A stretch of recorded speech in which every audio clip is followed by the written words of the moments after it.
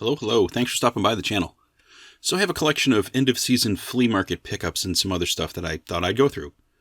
I did get a couple of games in recently, things I've had on order for a while mostly.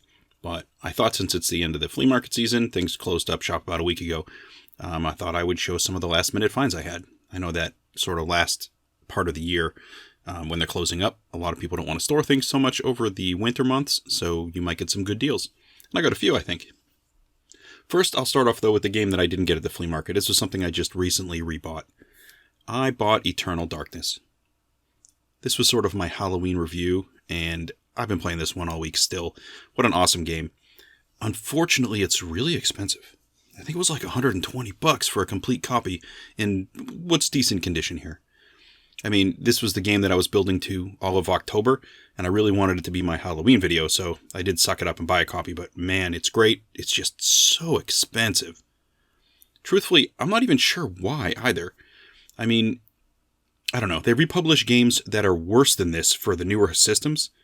This particular developer did go out of business, so I don't know. I imagine that might be why, but it's weird that they give you rebuilds of games on newer consoles, but sometimes you get these really great games that don't get that treatment, and it's kind of a bummer, and it makes games like this kind of expensive. This is actually more expensive than the GameCube.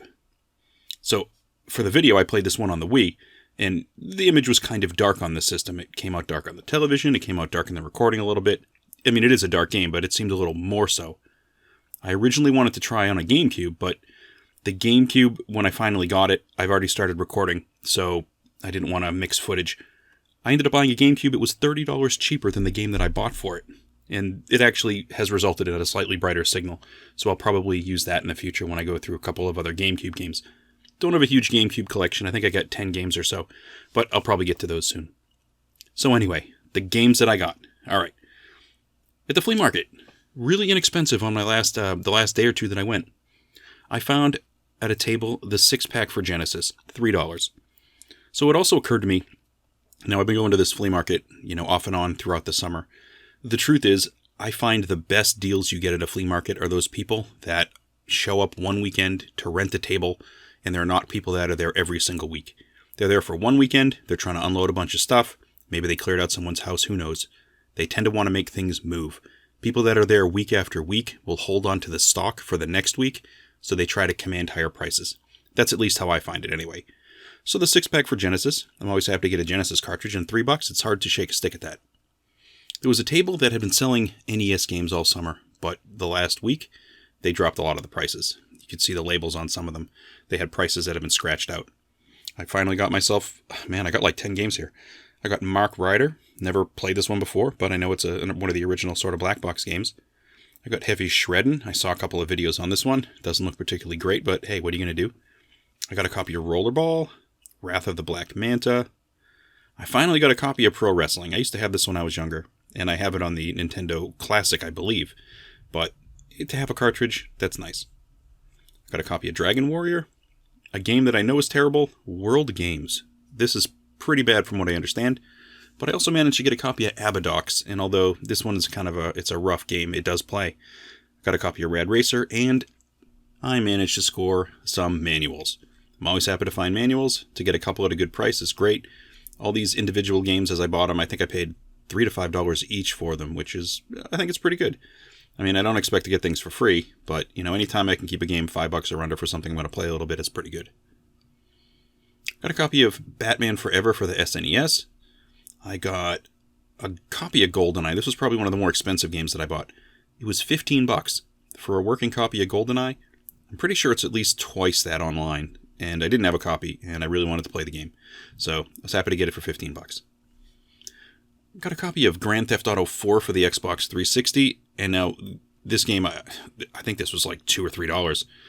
For the PlayStation 2, I got a few, and I got a copy of Grand Theft Auto San Andreas, and it also had a Vice City disc in it. I thought that was kind of interesting. Basically, it's two games for the price of one, so the guy gave it to me. I think it was like $4. Actually, at this particular table, I believe I bought like 3 or 4 games for $10. There was this Grand Theft Auto. I got Godfather, the game, and I got Scarface, The World Is Yours. I'm pretty sure Scarface alone is like a $15 to $20 game, which, I don't know, it was a deal to get all of these at once for like $10. I also got a copy of Medal of Honor Frontline, which hopefully isn't as bad as the last Medal of Honor game that I played. And that takes up pretty much my flea market at the end of the year. Then I have some non-flea market stuff that's just been collecting dust. Stuff I've been collecting if I stop at a comic store or a retro store and I find one or two things. I put them in a pile and, get ready to test them and what have you. I got a copy of another N64 game. I found Spider-Man for an okay price, and I thought, I really like Spider-Man for the PlayStation 1. It was a really great game, so I thought I'd give the N64 a try. Got a copy of Namco Museum for the PS1. It was only a couple of dollars. I got Terminator Dawn of Fate for PS2. All right, I got PS4. This is a Jagged Alliance Rage with an exclamation point. Interesting enough, this game was $5 at the store, $5 and below. Now, I don't know anything about this game, but I do know even if it's a garbage PS4 game, it was a $5 brand new game in wrapping at a store. I mean, I had to give it a try. So I've got this one here. I'm going to pop this one in. I found a couple of Switch games as well. I got a copy of South Park Fractured But Whole. I like this game. It's pretty interesting, and just to have it portable is nice. I ordered Darius HD. This was from Amazon. It was a new game. I think it was like $25-$30. It took like a month to get here, though. It got rerouted like 8 times. It's just a shooter. It looked pretty great when I saw previews of it, so we'll have to give this one a try. And then I've got a couple of games, limited run games here. These are limited run games that, you order in advance for these things, and then 6 months later they show up. So these things eventually they trickle in. But I got a bunch on order, just things that they reproduce that look really interesting. Got a copy of Erica. I believe this is a full motion video type of a game. Then I got Castlevania Collection, which, man, you just can't pass up a Castlevania Collection. How could I? To get different Castlevania games all in one chip, this is great.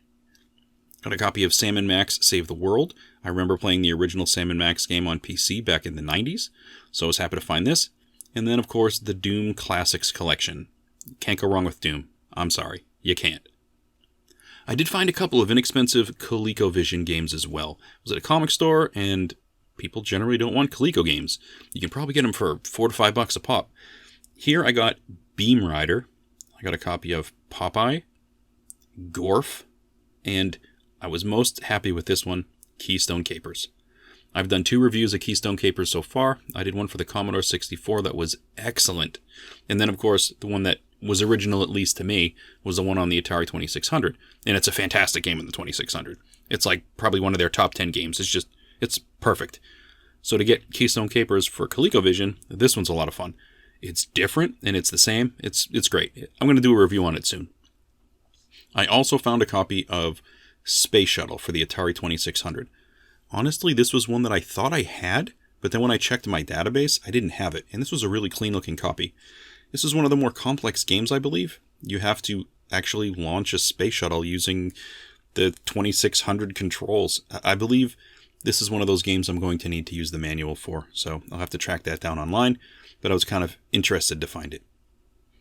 So this sort of takes me to the end of the summer/flea market season. Actually, now that I think about it, it kind of runs into October. I'm not expecting to add anything too major to the collection for a while, although I am curious to see what's going to happen with the Black Friday sales.